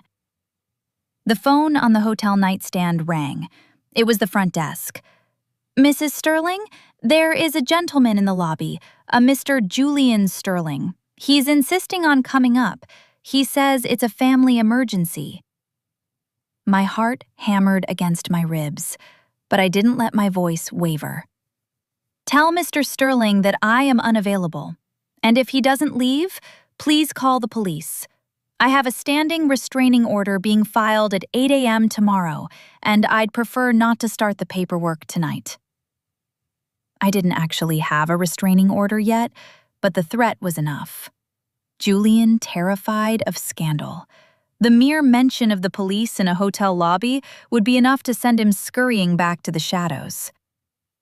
"Of course, Mrs. Sterling," the clerk said, her voice dropping into a professional, sympathetic tone. I sat in the dark, watching the door. I half expected him to burst through it anyway, to scream about loyalty and the firm and how could you. But he didn't. 10 minutes later, I saw his silver SUV pull out of the hotel parking lot from the window. He drove slowly, like a man who wasn't sure where he was going. I realized then that Julian didn't know how to be alone. He had gone from his mother's house to our house, from my care to the temporary ego-stroking of Claire. He was a man who needed a mirror to know he existed. I looked at the television. A commercial for a luxury cruise was playing. Happy couples, white linen, blue water. It looked like a dream. It looked like the life Julian thought he was entitled to. I picked up the remote and turned the TV off. The silence was absolute. I thought about the lake house. I thought about the way the woods smelled after a rainstorm. I thought about the fact that tomorrow the children would be forced to choose between the father who lied to them and the mother who finally stopped lying for him. It was a cruel choice. It was a choice I had tried to prevent for 20 years. But as the fog outside the window began to thicken, I realized that some structures have to be razed to the ground before you can see what the soil is actually made of. I lay down on the bed, fully dressed. I didn't sleep. I just listened to the sound of the city, waiting for the morning, waiting for the board meeting I wouldn't be attending, and waiting for the moment Julian realized that a clean slate means you lose everything, including the person who was holding the eraser. The morning light in a hotel room is notoriously unkind. It's a flat, fluorescent glare that highlights every scuff on the furniture and every worry line on a face. I sat at the small, laminate desk, sipping a coffee that tasted like paper and burnt beans. My phone sat beside me, its screen a constant strobe of notifications. The visionary breakfast was supposed to have started 20 minutes ago. By now, Julian would be standing in the lobby of the Sterling Group's headquarters, checking his watch, adjusting his tie, and wondering why the caterers hadn't arrived and why the ballroom was empty. He would be looking for me. He would be reaching for his phone to ask where the name tags were, where the seating chart had gone, and why the mayor's office had called to express their sympathies regarding the restructuring. I felt a strange, detached curiosity. I wondered if he had the capacity to feel shame, or if his ego was a reinforced bunker that simply couldn't be breached.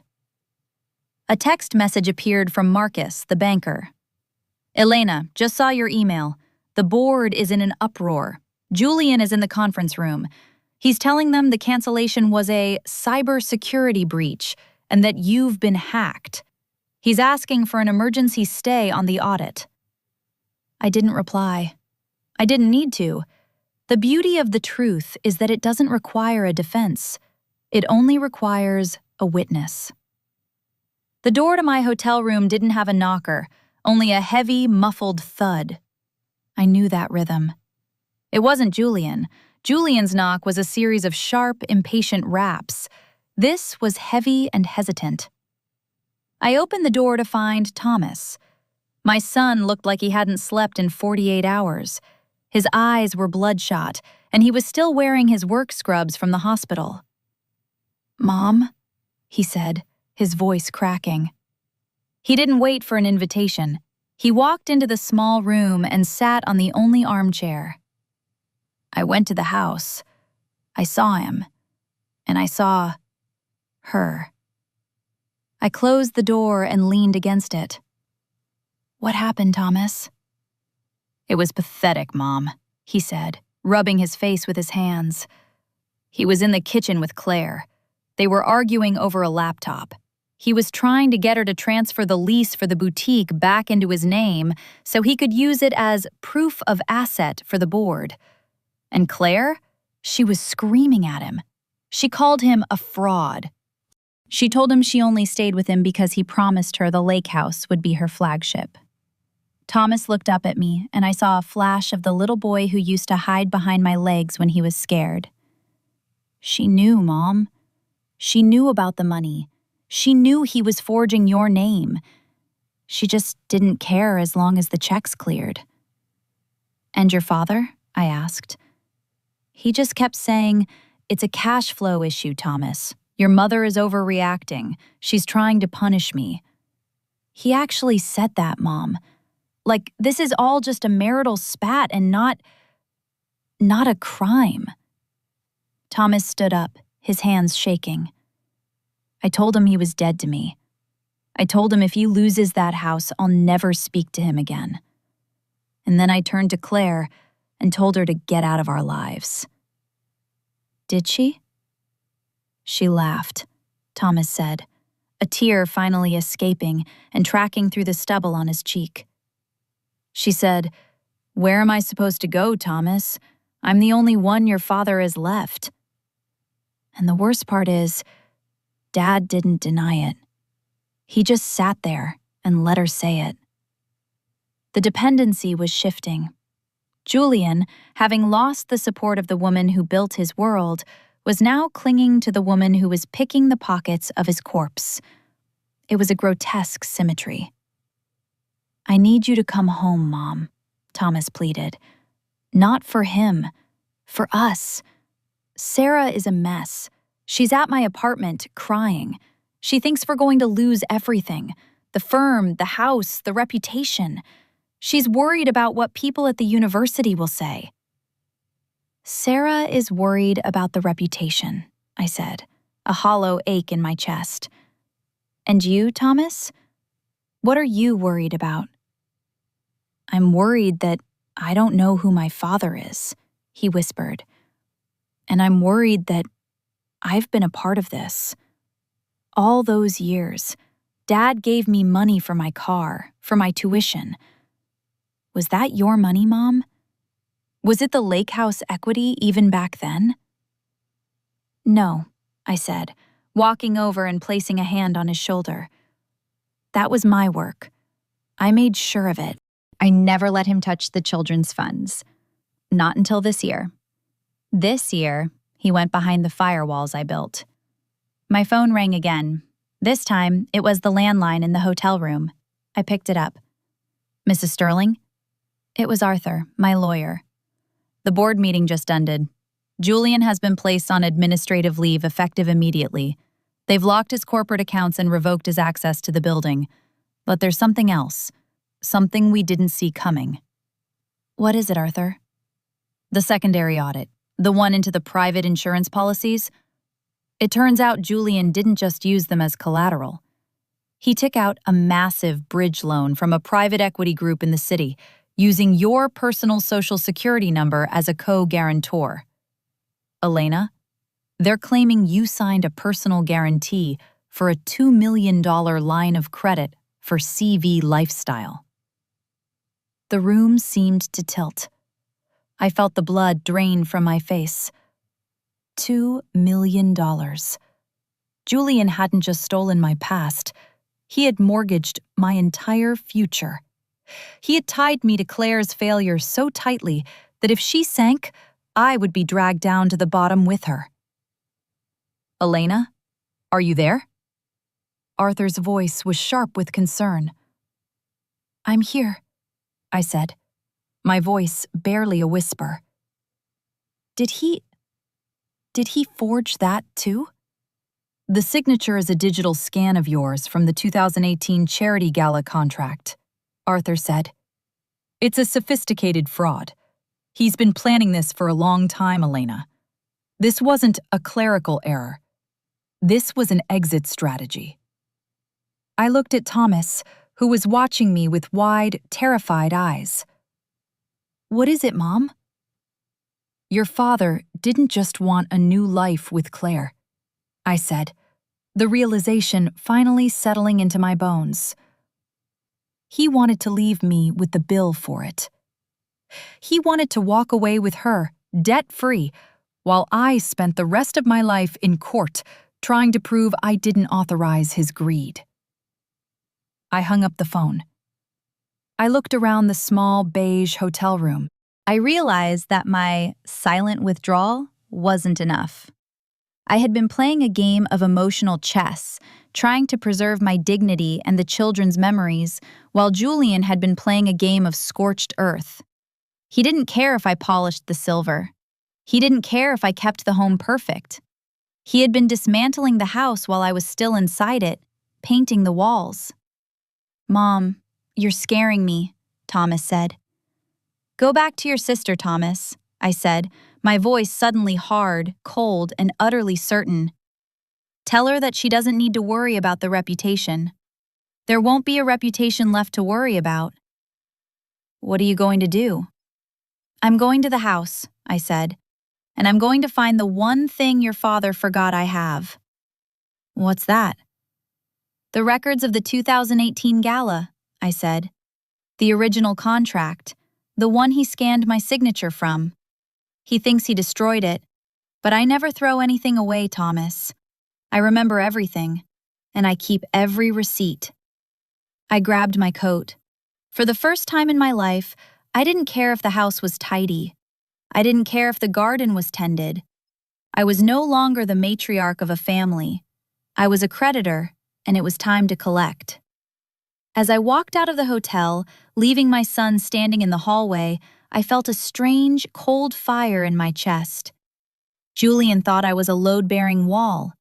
He thought he could lean on me, scrape against me, and eventually replace me, and I would just stand there and hold the weight.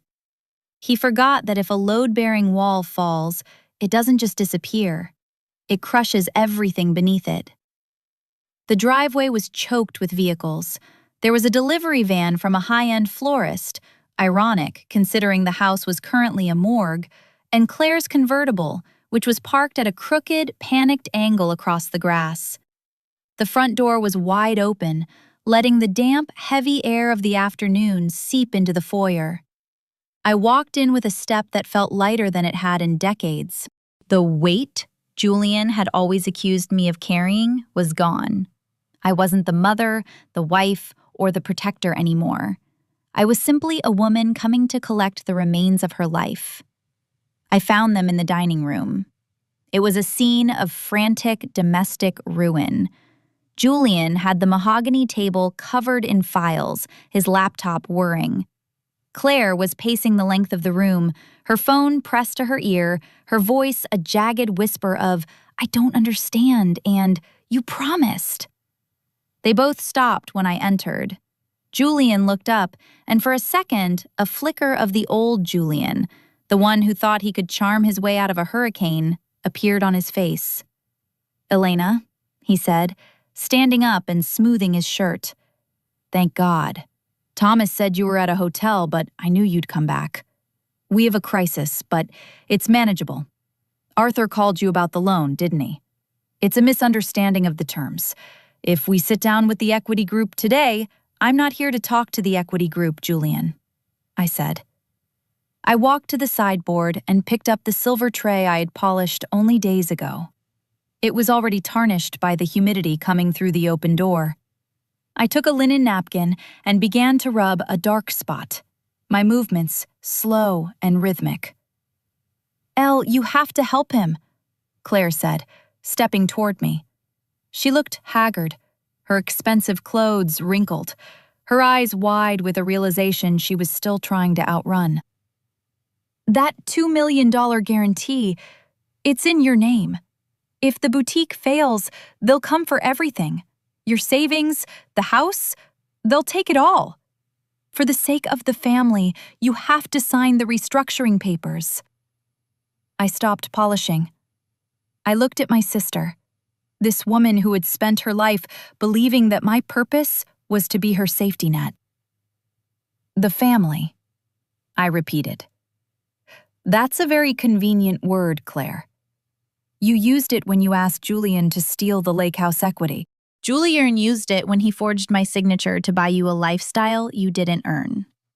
But here is the thing about family. It requires a shared truth, and there hasn't been a truth in this house for a very long time.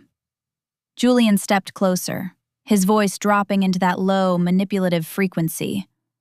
Elena, I know you're hurt. I know the thing with Claire. It was a mistake of the heart. But don't let your anger bankrupt us. That $2 million loan is tied to you. If I go down, you go down with me. Is that what you want?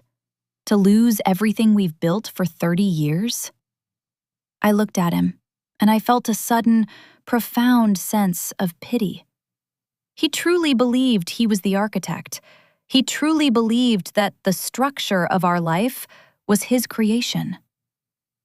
Julian, I said quietly, do you remember the 2018 charity gala? The one where you scanned my signature from the catering contract? He stiffened.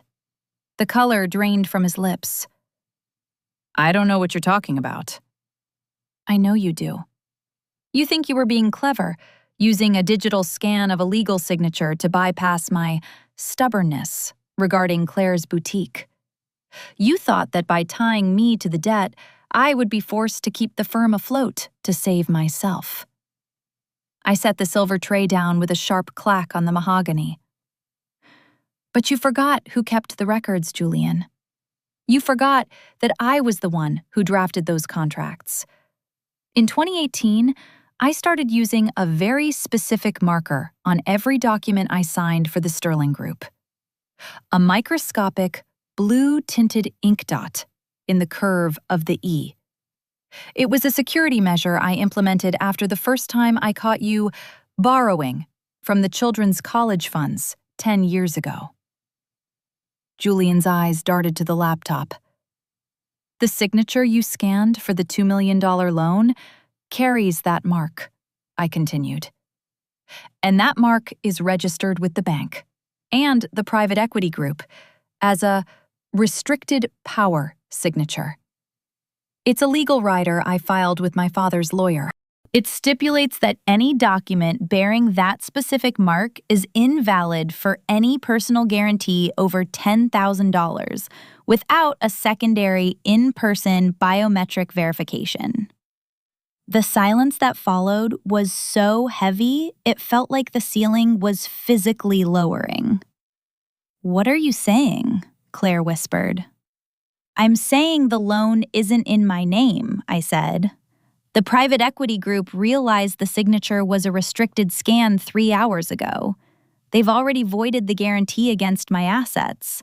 But because the funds were already dispersed to CV Lifestyle, the debt has defaulted back to the primary solicitor and the corporate guarantor. I looked at Julian. That's you, Julian, and your firm. The Clean Slate Boutique is now a $2 million anchor tied directly to your neck. And since the board of directors removed you this morning, the firm is currently filing a cross-suit to distance themselves from your unauthorized actions. Julian collapsed back into his chair. He looked like a man who had finally seen the blueprint of his own trap. You knew. You've known for years. I didn't know you would go this far, I said, but I knew who you were, And I knew that eventually a man who builds bridges out of lies will eventually try to cross one. I walked toward the door. I didn't have a suitcase. I didn't need one. Everything I truly owned was already gone, moved, settled, and secured months ago. "Elena, wait!" Claire screamed, her voice hitting a note of pure, unadulterated terror. "What about me? What about the boutique? What am I supposed to do?" I stopped at the threshold and looked back at them. They were sitting in the ruins of a mahogany dining room, surrounded by files that were now nothing more than evidence. They were tied to each other now, not by love or vision or a spark, but by a massive, insurmountable debt. Claire had won her prize. She had the man. She had the brand. And now she had the bill. "You wanted a clean slate, Claire," I said, my voice as calm as a morning frost. "Now you have one. There is nothing left. No house, no firm, and no me to fix the mess." "You can't just leave us like this," Julian roared, his voice cracking with the realization of his own dependency. "Who is going to handle the auditors? Who is going to tell the children?" "I've already spoken to the children, Julian," I said. "They're at the lake house. The real lake house. The one I bought back from the bank using my father's trust yesterday. It's in their names now. You're not welcome there. And neither is Claire." I stepped out onto the porch. The air was crisp and clean. I walked to my car, the sound of my heels on the gravel the only noise in the afternoon. I didn't look back at the house. I didn't need to. I knew exactly what it looked like. A beautiful, hollow shell, lit by a flickering light that was about to go out. I reached the end of the driveway and paused. For 30 years, I had been the silent matriarch. I had been the air, the water, and the foundation. I had been the one who ensured the silver was bright and the secrets were buried. I put the car in gear and drove toward the highway. Behind me, the house was silent. For the first time in my life, the silence didn't belong to me. It belonged to them. And as I looked into the rearview mirror, I realized that the most devastating thing you can do to people who have spent their lives using you is to finally, quietly, give them exactly what they asked for. I was finally unburdened. And as I drove into the sunset, the only thing I felt was the cool, quiet grace of being a stranger to my own past.